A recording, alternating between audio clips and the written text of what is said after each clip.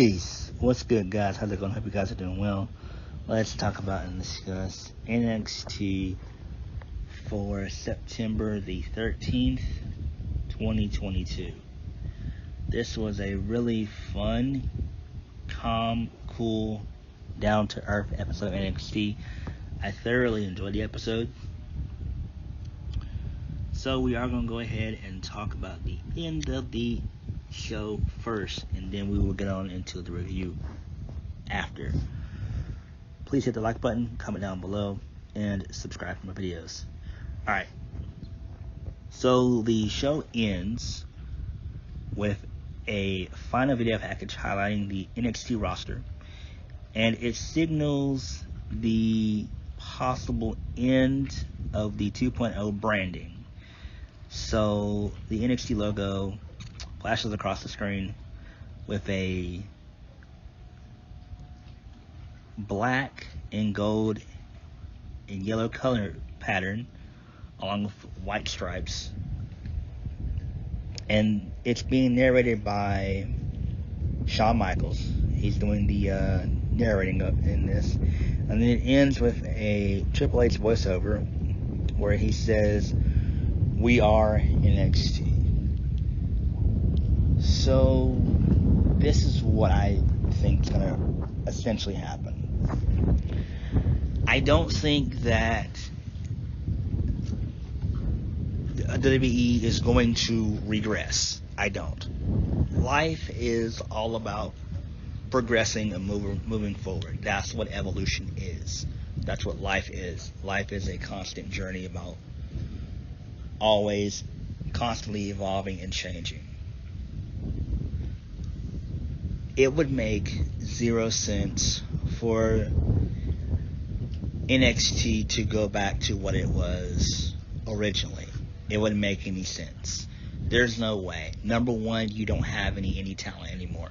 There aren't any hot indie names worth signing. So that formula has sailed, and it's failed completely. That method didn't work. It's not going to work. It did not work. And also, since AEW has gotten 90% of the indie talent, what are you really going to do? I mean, what would be the purpose of bringing all that talent to NXT? It wouldn't serve a purpose. It wouldn't make any sense. I think what they are going to do is still continue with the recruits that they have. They're still going to be using the next in line, also known as the Neo program that they have. They're going to have a warehouse full of those men and women there on standby, and, put them out as future stars. And they will periodically bring in the occasional indie guy or indie girl. And I just don't see any people on the indies right now that are hot and worth signing anymore. I just don't. There's too many promotions trying to get at them. You've got Impact, you've got MLW, you've got GCW. Maybe some of these guys and girls who can't get into AEW, maybe they want to go and try in New Japan, or CMLL, or AAA. There's a lot of promotions out that's vying for indie talent. And I don't think that WWE will go back and make that mistake again. I just don't see them doing it. I think what this new NXT is going to be, it's going to be the new crop of talent that they have now, with a couple of veterans and a couple guys and girls from the main roster. That's what it's going to be. They're going to constantly develop and churn out characters and bring up people who can main event WrestleMania and other massive pay-per-views or premium live events. That's what I think the initial new formula is going to be going forward. You just cannot bring these indie guys in. You just can't. There's just not as many to go around as there once was in the past. You know, you go back to like 2017, 2016, you know, that's when NXT was hot. You can even also include 2018 and a little bit in 2019. But once when AEW started picking up steam, and a lot of these guys that were in NXT, like Adam Cole and others, once they started jumping ship, you know, there was no need for the old version of NXT. And plus, Triple H lost his vision. He tried to turn NXT into a third brand, which it never was meant to be. That was never what the purpose of NXT was meant for. It was always meant to be a developmental brand where you create characters and you churn them out to the main roster so they can main event big shows. That's what it's about. And I do think that that's what we're going to get in this new version, where we're going to still have an emphasis on characters. We may at times get quote-unquote long, drawn-out matches. You'll have that. And I'm fine with that on occasion. But it's not going to be where it's just going to be, all right, indie shit all day, every day. It's just not going to happen. That's just not what it's going to happen at all. Then also, that could cause viewers to kind of tune out and not even be concerned about NXT at all, period. You know, because most people never really watched an episode of NXT. Me, personally, when I was into the whole indie stuff, I would just watch the takeovers. I never actually sat down and watched the WWE Network. I never watched the NXT when it was at an hour. I never watched that. That wasn't me. That was always the IWC. That was always the WrestleManias of the world and the Wrestle Talks of the world and the JD from New York crowd. You know, those guys were doing that, as well as watching the takeovers. Me, I just watched the takeovers. That was it. I didn't actually watch the weekly product, the taped weekly product. So, you know. But I think it's going to be fine, and I think that change is good. I really do. I think that WWE is right now in an era where they can change shit around. They're not going to regress and go back to the old way of things. It's just going to be something different. It's going to be something completely different. And I do think it's going to be best if they just mix a combination of NXT from the past and a little bit and a lot of what they're currently doing now, and you'll have a beautiful recipe of harmony and peace, I would say. I don't know. But there's that. That's what I think. I think everything's going to be fine. We just have to wait and see. Have hope and have faith. All right. So let's go ahead and start with the review, shall we? We kicked the show off with Pretty Deadly versus the Creed Brothers for the NXT Tag Team Championships in a steel cage match. Damon Kemp gets involved and he costs the Creeds. This is a very good back and forth match. So Damon Kemp, he handcuffs Julius, and Pretty Deadly, they were able to defeat Brutus via spoiled milk. So I'm fine with that. I think what they're going to do when it comes to the Creeds, probably once they're done with the Damon Kemp storyline, they'll probably move them onto the main roster. I don't know where they're going to go. Preferably Raw, and I would love them to team up with Chad Gable, you know, the Alpha Academy. That would be some great shit right there. Next, we had Wesley. So it was Wesley, Joe Gacy, and Von Wagner in the voting pool. So Wesley wins that.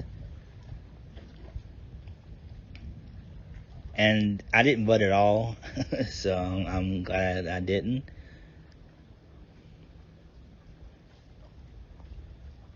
So Lee, he is excited for the opportunity.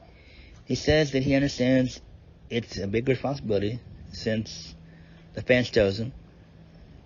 Joe Gacy,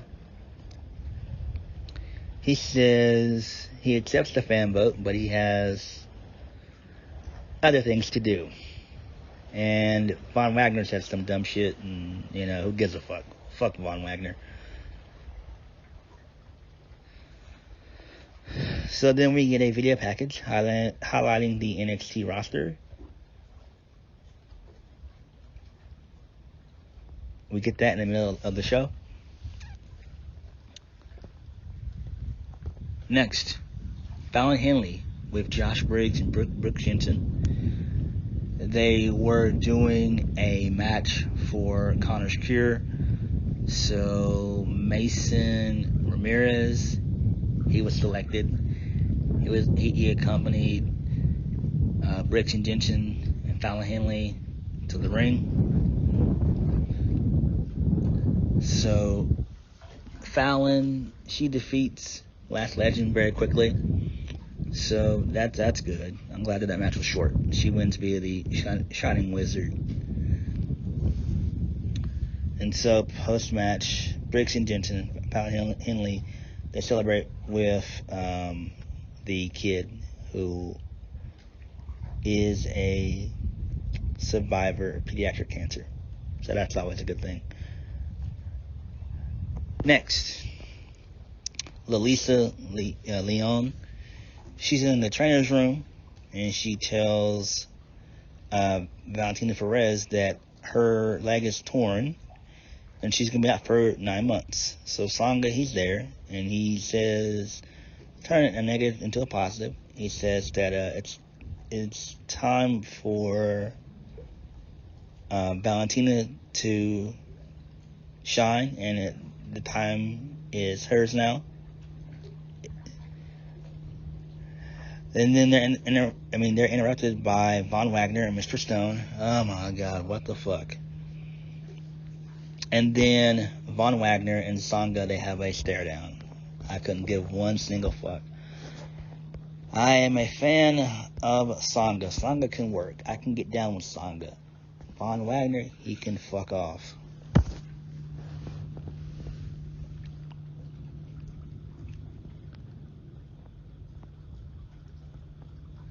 Briggs and Jensen, they're walking backstage with Fallon Henley.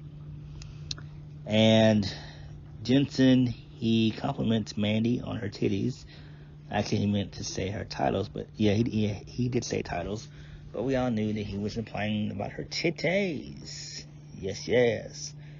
And that Instagram photo, my God. Oof. I love Mr. Mandy Rose. Hot damn. So they run into Toxic Attraction. Mandy and Fallon, they have some choice words for one another. Then Toxic, they head out to the ring. They brag about themselves, and both Gigi and JC, they want their tag titles back, and they're going to get them in due time, they said. And then Mandy, she puts herself over, saying that, you know, she still runs things around here, and that whenever NXT Europe comes into existence, she's going to do the same there if she wants to. And then she said that they're the most over act, even outside of Braun Breaker and Carmelo Hayes. She says that she's better than both. She's better than both of those guys. Well, Toxic is better than both those guys. she's interrupted by Alba Fire. So, Alba Fire has some choice words for Mandy. They get into a little tiff, but Fire has her baseball bat, her red baseball bat, and she attacks and beats down Gigi and JC. And then she hits Mandy Rose with a gory bomb. And then Fire attempts to climb the turnbuckles, but Gigi and JC, they pull Mandy away from harm. And the trio grabs Mandy's title. And then the rest of Toxic Attraction, they dip out. So there's that. So I guess we're going to have two mini feuds for Mandy.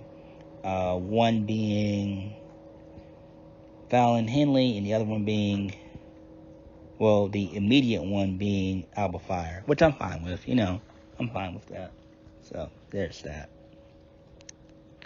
We got a good little video package hyping up Cora Jade. And she says she vows that she's going to be the number one woman in the industry within a year. So good luck on that, Cora Jade. Good luck. But it enhances her character. So yeah, we'll see where it goes. Wendy Chu, she's being interviewed by Mackenzie Mitchell.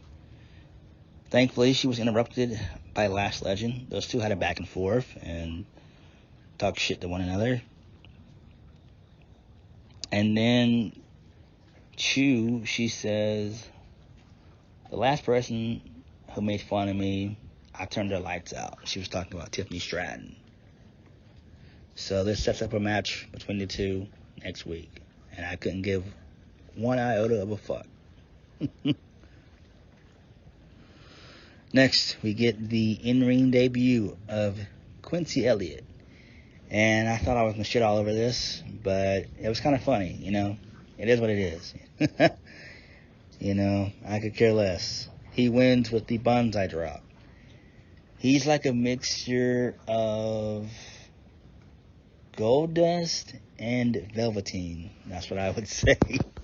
Kind of. It's a little out there, but it's alright. So Cameron Grimes, he's talking to Mackenzie Mitchell, and she asked him who is his tag partner for tonight. And I thought to myself, it's going to have to be Andrew Everett, but it was not. I thought it was going to be. So Grimes just says the only one that he can trust in is himself. And so it's a 2-on-1 handicap match. So Joe Gacy, he gets involved. He tags himself in. He wins via the Upside Down World. And then Grimes and Gacy, they continue to bicker. And then Schism, they beat down Grimes. So that was pretty cool. I liked it. I just don't know where this is all going, though. I mean, what's the end game of all this? Next, we had JD McDonough. He's getting a shave from his barber. His barber cuts him. He begins to bleed. And I'm like, what the fuck? Like, the blood looks like some fake Party City vampire shit. That's what it looked like. It didn't look like ketchup. It was just not good. I just didn't like it. And it's like, I don't get why JD McDonough is this violent individual. I just don't get it. Like, why can't we just go back to the fast cars and, trying to live life on the edge and the pretty women, shit like that. Champagne everywhere, popping bottles every night. Why can't we go back to that shit? You know what I'm saying? You feel me? Like, I'm just not digging the whole McDonough character. I mean, I like it, but it's just like, it's no rhyme or reason as to why he's like this. It just doesn't make any sense. That's just me. I mean, I like it, but it just doesn't fit him. I mean, we already have Dexter Lumis playing this psycho character. Like, we don't need to. You know what I mean? And he also mentioned Tyler Bate in his promo as well. So he still has his sights set on NXT Gold, that being JD McDonough. Speaking of Braun Breaker, Breaker is involved in a pre-taped sit-down interview with Vic Joseph. Braun reflects on the past year, which led up to his championship run. And I feel bad for Braun because this seems like an afterthought, especially on this episode. And this was a live episode too, and it's just insane that they have no like plan set for Braun. I mean, I know that Tyler Bate and JD McDonough both want Braun, but Braun's already beaten both of them. I don't know what they can do with Braun. You know, he doesn't even have a challenger or a feud in the works right now. You know, we could easily do a triple threat match and still have Braun win that way. But we need a really good feud for Braun, man. We need a good feud. You know, McDonough and Bate, they just don't cut it, you know. Moving on. So, Tyler Bate, he was in a backstage interview. He talked about JD McDonough and the history that they had in NXT UK. And then Bate mentions that if JD wants a title match, he's going to have to go through himself first. He's going to have to go through Bate first. So this seems to be setting up a number one contenders match. I think it's going to be next week, which it probably is. Next, Zoe Stark and Nikita Lyons. They defeated Kiana James and Ariana Grace. I didn't like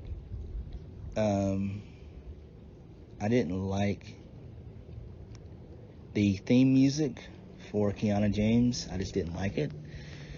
So, Lyons, she gets the win here. She pins Grace for the win. Still don't understand why they have Zoe Starks, as boring and bland as she is, attached. Well, yeah, I don't get why she's attached to Nikita. I don't get it. You know, Nikita kind of deserves better than this. You know, there's no point of making them a makeshift tag team. It just doesn't make any sense. Like, we need Nikita to take the championship off of Mandy, you know?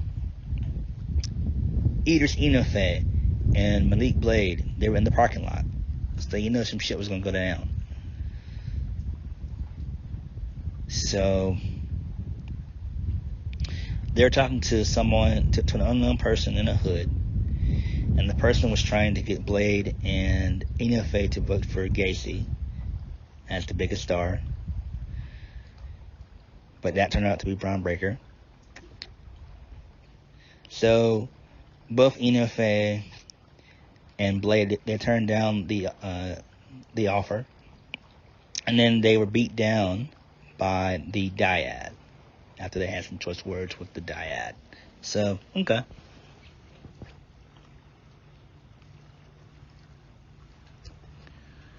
So Wesley, he's in the trainer's room. He's being attended to because he was taken out earlier in the night by Carmelo Hayes and Trick Williams. And Carmelo slammed the locker room door a few times into the head of Wesley. I'm like, damn, this is the most vicious we've seen Carmelo Hayes. Like, this was some really good shit here. I thoroughly enjoyed it. Next, we have a vignette for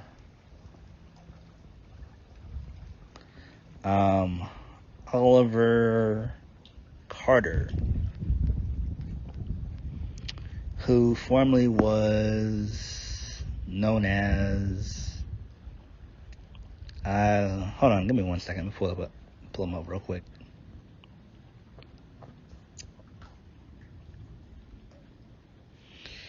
Hold on. Okay. It's Uria Uria Masa.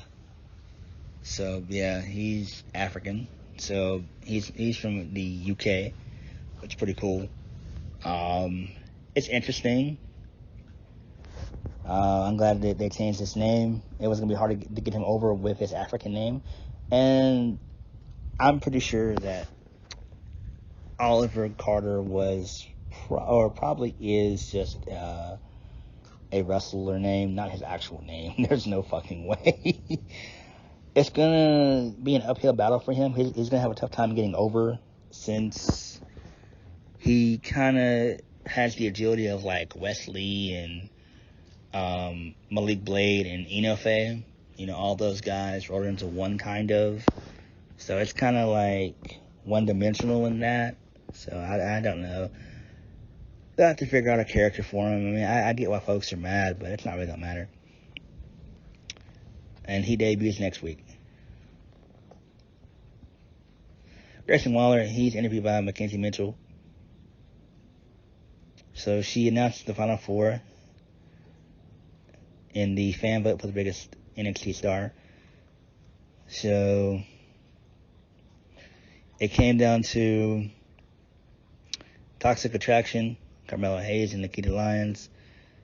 So Waller rejects the claim that he's the fourth. He interjects the claim that he's the fourth pick. And then Mackenzie, she says that the fourth pick is Braun Breaker. And so Waller begins to talk shit about Braun and the fans, which Braun's already beaten Waller a while back, months ago. So Braun Breaker is the star of the year. So, I mean, why not? I mean, he is the face of the brand. Like, what the fuck? And rightfully so. So, big boy Javier Bernal takes on Hank Walker, the security guard. Really good shit here. Loved it. Hank Walker wins. He had no music or anything like that, period. So, yeah. Then we get Soruka. We get another vignette on the beach. So another white girl doing yoga. Then they run down next week's card. And so it is going to be a number one contenders match. JD McDonough versus Tyler Bate. That should be interesting. And so Braun Breaker, he wins the biggest star of the year for NXT 2.0. Well, I mean the biggest star of NXT 2.0. The main event. Carmelo Hayes taking on Solo Sikoa. So Carmelo's in the middle of the ring cutting a promo. And then out of nowhere comes Solo Sikoa. And he defeats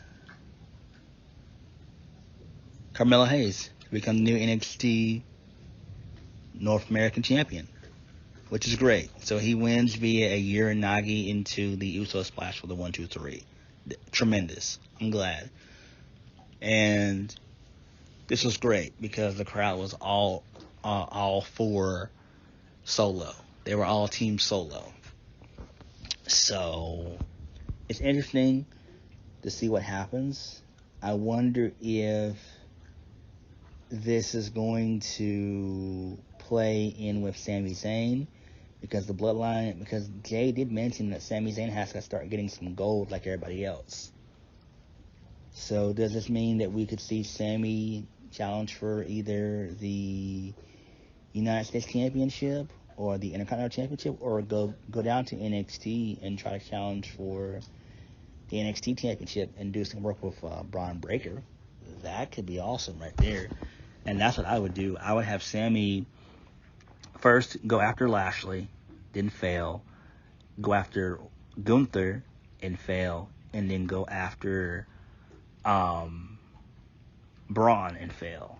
And so that's when we start the Kevin Owens and Sami Zayn versus the Bloodline feud. And I hope that we get that at Survivor Series. That's really what I want to happen. And I do think that we could do that. That would be tremendous. The Usos versus Sami Zayn and Kevin Owens as baby faces, that could fucking rule. That could kick ass. Some major ass. But overall, this was a fun, really cool episode of NXT. I really enjoyed it. The next couple weeks are taped for NXT, so kind of to just finish up the final chapters of NXT 2.0, and then on the 27th, I guess we'll get the new logo and everything else and new theme for NXT, and we'll see how it goes from there. You know, I'm all for change, but this was a fun show. So hit the like button, comment down below, and subscribe to my videos. I'll catch you guys later. Peace.